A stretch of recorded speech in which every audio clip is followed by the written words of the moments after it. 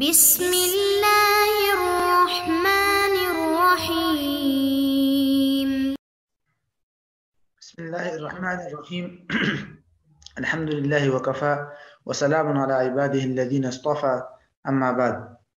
محترم ناظرین، دروس فقہ المعاملات المالیہ کے سلسلے کا تیسرا موضوع ہمارا جاری ہے، جو کہ ہے شرکت اور مضاربت کے اصولی مباحث اور احکام. اس تیسرے موضوع میں ہمارا جو پہلا عنوان تھا شرکت، وہ ہم نے مکمل کر لیا تھا، اور جو دوسرا عنوان ہے مضاربت کے اصولی مباحث اور احکام، اس عنوان کی تفصیلات جو ہے وہ جاری ہے. اس حوالے سے کچھ تفصیلات گزشتہ نشستوں میں ہم نے پڑھی ہے، اور آج بھی ہم مضاربت ہی کے سے متعلق کچھ نکات جو ہے آپ کے سامنے عرض کریں گے. مضاربت کے اصولی مباحث کے بارے میں جیسے کہ ہم نے پہلے بھی پڑھا تھا کہ اس کے جو مباحث ہے ان مباحث کو ہم نے تقریباً 13 نکات میں اور 13 پوائنٹ میں تقسیم کیا تھا، اور گزشتہ جو نشستیں ہیں اس میں ہم نے یہ بحث تقریباً نقطہ نمبر 9 تک پہنچا دیا تھا کہ مضاربت فاسدہ کا حکم. تو آج کی نشست میں ہم بقیہ 2 نقطوں پر کچھ روشنی ڈالیں گے. ایک پوائنٹ ہے پوائنٹ نمبر 10، مضارب کی حیثیت ہے کہ مضارب جب کاروبار کے لیے یا مالی مضاربت کے لیے پیسے لیتا ہے تو اس کی کیا حیثیت ہوتی ہے. کیا وہ امین ہوتا ہے، امانت دار کے حکم میں ہے، یا کس چیز کے وکیل کے حکم میں ہے، کس کے حکم میں ہے، کیونکہ مختلف حیثیتوں کی وجہ سے احکامات پر فرق پڑتا ہے. تو بہرحال یہ ایک پوائنٹ یہ ہے. دوسرا جو پوائنٹ ہے نقطہ نمبر 11، وہ ہے مضارب کے حقوق اور فرائض، یعنی اس کے بنیادی ذمہ داریاں مضارب کی کیا ہیں اور اس کے جو حقوق ہیں وہ کیا ہے. تو ان 2 نکات سے متعلق کچھ ضروری تفصیلات آج کی نشست میں ہم پڑھتے ہیں، پھر اگلی نشست میں انشاءاللہ بقیہ 2 نقطے مکمل کریں گے. جہاں تک پوائنٹ نمبر 9 کی بات ہے، یا نقطہ نمبر 9 جو عنوان ہم نے دیا تھا کہ مضارب کی مختلف حیثیت ہے یا مضارب کی کیا حیثیت ہوتی ہے مضاربت کے اندر، تو اس حوالے سے فقہاء نے لکھا ہے کہ بھئی مضارب جو ہوتا ہے ورکنگ پارٹنر، اس کے مختلف مراحل میں، مختلف سٹیپس میں اس کی مختلف حیثیتیں ہوتی ہیں، اور ہر مرحلے میں اس پر وہی حکم لاگو ہوگا جیسی اس کی حیثیت ہوگی، تو اسی کی حیثیت کے مطابق ہی اس پر حکم لاگو ہوگا. فقہاء نے مضارب کے لیے جتنے مراحل کا تذکرہ کیا ہے اور جن حیثیات کا تذکرہ کیا ہے وہ تقریباً 5 ہیں. اس سلسلے میں پہلا مرحلہ جو ہوتا ہے وہ امین کا ہوتا ہے. امین کا مطلب ہوتا ہے امانت دار. امانت دار کا مطلب یہ ہے کہ مضارب کے پاس جو سرمایہ ہوتا ہے رب المال کا یا انویسٹر کا، وہ مضارب کے پاس بطور امانت رکھا ہوگا.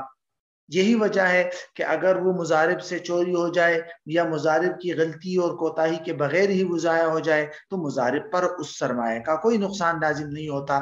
تو لہٰذا یہ پہلا مرحلہ ہوتا ہے، سب سے پہلا مرحلہ. تو رب المال نے مضارب کو مثلا سرمایہ دے دیا اور مضارب نے ابھی کاروبار شروع نہیں کیا، تو یہ جو پہلا مرحلہ ہے، یہاں تک کا مرحلہ، اس مرحلے پر مضارب کی حیثیت صرف اور صرف امین کی ہے. یہ سرمایہ اس کے پاس امانت رہے گا اور اس پر امانت کے احکام لاگو ہوں گے، جیسے کہ میں نے بتا دیا کہ اگر اس کی غلطی اور جان بوجھ کر جو ہے اس نے ضائع نہ کیا ہو یہ رقم سرمایہ، تو پھر مضارب اس کا ضمان ادا نہیں کرے گا اور اس پر کوئی ذمہ داری نہیں آئے گی. تو یہ پہلا بنیادی مرحلہ ہے. دوسرا مرحلہ مضارب کا کہلاتا ہے وکالت یا وکیل، یعنی اس کے بعد اگلا جو مرحلہ ہوتا ہے وہ مضارب کے وکیل کا ہوتا ہے. وکیل کی حیثیت بھی امین کی ہوتی ہے کہ وکیل کے پاس جو کچھ ہوتا ہے وکیل کے ہاتھ میں وہ بھی امانت کے ہی حکم ہوتا ہے.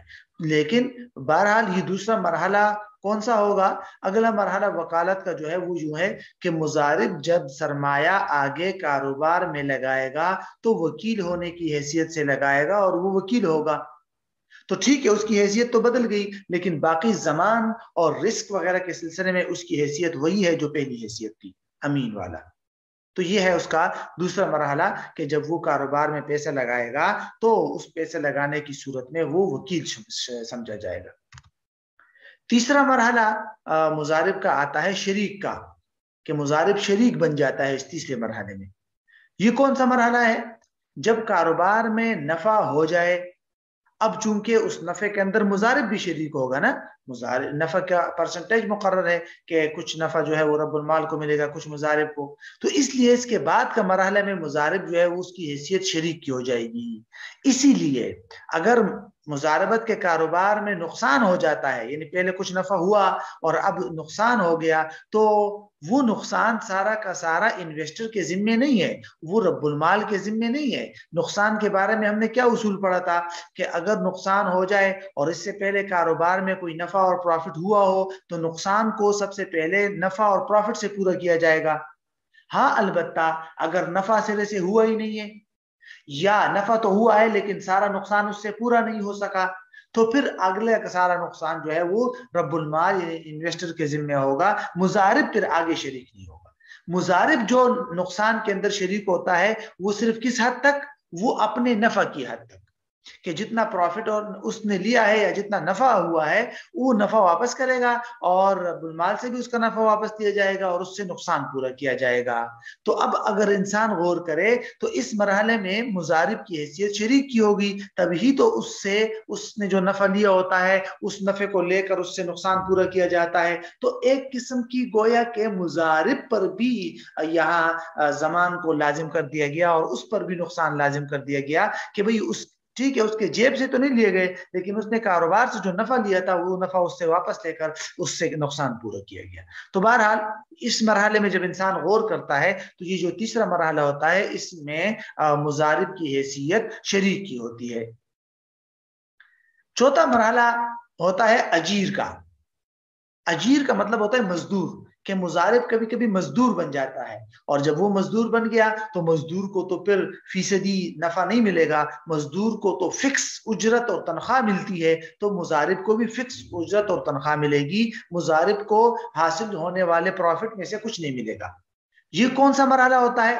یہ وہ مرحلہ ہوتا ہے کہ اگر مضاربت کا معاملہ کسی وجہ سے فاسد ہو جائے تو ایسی صورت میں مضارب کی حیثیت اجیر اور مزدور کی ہو جائے گی، اور اس کو اس کے عمل کے بدلے میں اجرتی مثل ملے گی۔ جیسے پیچھے ہم نے گزشتہ کلاس میں ہم نے مضاربت فاسدہ میں تفصیل پڑھی تھی، تو اسی تفصیل کے مطابق مضارب کو پھر متعین اجرتی مثل ملے گی، اور باقی جو پروفٹ ہوا ہے کاروبار سے وہ سارا کا سارا رب المال کو ملے گا۔ تو اس مرحلے میں مضارب کی حیثیت اجیر کی ہوتی ہے۔ آخری مرحلہ مضارب کا ہوتا ہے ضامن۔ ضامن کا مطلب کہ وہ نقصان کی بھرپائی کرے گا۔ ویسے تو اس پر نقصان کی بھرپائی نہیں ہوگی، لیکن اگر مضارب نے کسی بھی مرحلہ میں رب المال کی کسی قید اور شرط کی مخالفت کر دی، یعنی معاہدے کی خلاف ورزی کر دی، تو اس کی وجہ سے اور اس کی وجہ سے کاروبار میں نقصان ہو گیا تو مضارب ضامن ہوگا۔ یا مضارب نے جان بوجھ کر مال ضائع کر دیا، غلطی کوتاہی کر دی، تو بھی مضارب ضامن ہوگا اس نقصان کا، حالانکہ ویسے نہیں ہوتا وہ، لیکن اس مرحلے پر وہ ضامن ہوگا۔ تو یہ مضارب کی 5 بنیادی حیثیتیں ہیں۔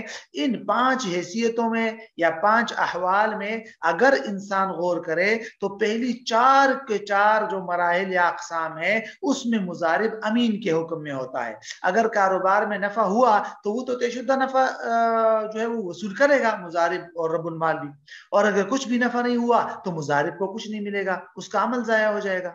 اور اگر نقصان ہو گیا تو اس میں اور اس نقصان میں مضارب کی کوئی کوتاہی، غفلت یا تعدی نہ ہو، تو پھر اس نقصان کا کیا اصول تھا کہ اس نقصان کو سب سے پہلے پروفٹ نفع ہوا ہے تو اسی سے پورا کیا جائے گا، نفع نہیں ہوا تو پھر سرمایہ فراہم کرنے والے یعنی رب المال کے ذمہ ہوگا، مضارب پر نقصان نہیں آئے گا۔ ہاں مضارب نے اگر کسی قید اور شرط کی خلاف ورزی کر دی یا جان بوجھ کر اس نے کچھ ضائع کر دیا تو پھر 5واں مرحلہ وہاں اپلائی ہوگا، اور وہ ہے کہ مضارب پر ضمان آئے گا۔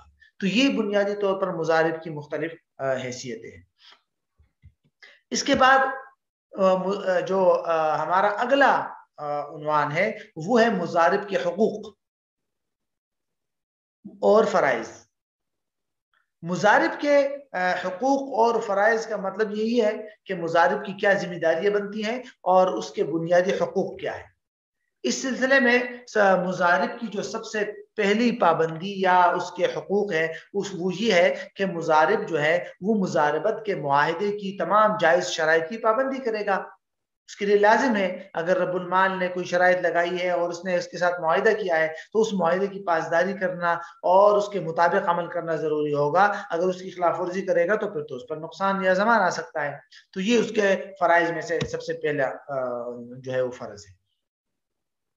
اچھا جی، دوسرا بنیادی جو وہ ہے وہ یہ ہے کہ جس کاروبار کے لیے مضاربت کا عقد کیا ہے مضارب وہی کاروبار کرے. یعنی اگر کسی خاص کاروبار کا تذکرہ کیا ہے تو وہی کاروبار کرے گا. ہاں اگر مضارب کو کھلی چھوٹ دے دی گئی ہے کہ بھئی آزادی ہے آپ کو، کوئی بھی کاروبار آپ کرے تو کر سکتے ہیں تو ٹھیک ہے. اور پھر جو کاروبار مضارب کو اجازت ملا ہے جس کاروبار کا، تو اس کاروبار کے بیچ میں وہاں کے عرف اور معاشرے میں جتنے بھی کام ہوتے ہو، ادار معاملات ہوتے ہو تو ادار بھی کر سکتا ہے، نقد ہوتے ہو تو نقد بھی کر سکتا ہے، کسی کے پاس کوئی چیز رہن کے طور پہ رکھتے ہو گروی تو وہ بھی رکھ سکتا ہے، وکیل بنا سکتا ہے، مزدور رکھ سکتا ہے. تو مطلب جس کاروبار کے لیے یہ معاملہ ہوا ہے، معاہدہ ہوا ہے، اس کاروبار کے ضمن میں اس کاروبار کے تحت جتنی باتیں ہیں اور جتنے چھوٹے موٹے کام ہوتے ہیں وہ سارے کے سارے مضارب کر سکتا ہے. تو یہ ہے، یہ بھی ایک اہم نقطہ ہے. اچھا، یہ بھی ایک اہم پوائنٹ ہے کہ مضارب کے ساتھ یعنی رب المال کے لیے جائز نہیں ہے کہ وہ خود بھی کاروباری حصے میں اور سرگرمیوں میں حصہ لے. یعنی تقریباً ائمہ ثلاثہ فقہائے حنابلہ اس کی اجازت دیتے ہیں کہ رب المال بھی اگر کچھ کام کرنا چاہے تو کر سکتا ہے. لیکن مضارب کے ساتھ دیگر ائمہ کی رائے یہ ہے کہ رب المال جو ہے وہ کاروباری سرگرمیوں میں حصہ نہیں لے گا. بہرحال موجودہ دور کے بڑے بڑے کاروبار میں اگر ضرورت کے وقت حنابلہ کی رائے کو لے لیا جائے کہ بھئی مضارب کو بھی کاروبار میں یعنی رب المال کو بھی کاروبار کے کچھ انتظامات اور مینجمنٹ وغیرہ کی ترتیب دے دی جائے تو اس میں کوئی حرج نہیں ہونا چاہیے. بہرحال لیکن ائمہ ثلاثہ کی رائے یہی ہے، لہٰذا بغیر ضرورت کے اس رائے کو نہیں لینا چاہیے کہ رب المال کام نہیں کرے گا، مضارب صرف کام کرے گا اور رب المال اس کے ساتھ کام میں شریک نہیں ہوگا. اچھا جی، یہ بھی ایک اہم پوائنٹ ہے کہ مضارب کے لیے یہ جائز نہیں ہے کہ وہ رب المال کے مال کی گارنٹی دے دے، ضمانت لے لے. مثلا ورکنگ پارٹنر یا جو مضارب ہے وہ رب المال کو یوں کہہ دیتا ہے کہ بھئی آپ جو 1 لاکھ روپے دے رہے ہیں نا، بس میں اس کے ذمہ دار ہوں، اگر نقصان ہو گیا تو میں ذمہ دار ہوں، کاروبار کرتے ہیں چلو اور ذمہ دار. تو اس طرح کے ذمہ لینا، گارنٹی دینا یہ جائز نہیں ہے. یہ الگ بات ہے کہ وہ یہ کہہ دے کہ بھئی میں اپنا کام مکمل ذمہ داری کے ساتھ کروں گا اور پورے احتیاط کے ساتھ کروں گا، لیکن نقصان ہوا تو وہ تو شریعت کے اصولوں کے مطابق ہی ہوگا، اسی کے مطابق تقسیم کریں گے. تو اس طرح کی بات کر سکتے ہیں. لیکن یوں کہنا کہ بھئی آپ کا جو سرمایہ ہے وہ محفوظ رہے گا، اس میں نقصان کا کوئی وہ نہیں ہے، نقصان ہوا تو میں برداشت کروں گا، میں گارنٹی دیتا ہوں آپ کی نقصان، یہ تفصیلات نہیں ہے. آج کل اس کا بڑا شور مچا ہوا ہے اور یہ چیزیں جو ہے اس طرح کے پیسے دینا وہ تو سود کے زمرے میں آئے گی. یہ تو سود کی خاصیت ہے کہ رب المال جو ہے اس کا مال محفوظ رہے اور منافع پہ منافع لے اور رسک برداشت نہ کرے نقصان کا. تو یہ تو جائز نہیں ہے. رب المال ضمانت نہیں لے سکتا اس کا. بلکہ یہی اصول تو شرکت کا بھی ہے. شرکت کے اندر بھی یہ پوائنٹ ذہن میں رکھنا چاہیے، کوئی شریک دوسرے شریک کے مال کی ضمانت نہیں لے سکتا. نقصان کا وہی اصول ہے، ہر شریک رسک برداشت کرے گا.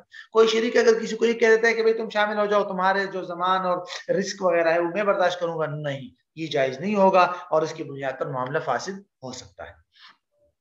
تو یہ ہے بنیادی طور پر مضارب کے حقوق اور فرائض سے متعلق جو ضروری تفصیلات تھی یہ آپ کے سامنے آ گئی. بقیہ جو 2 نقطے ہیں وہ انشاءاللہ اگلی نشست کے اندر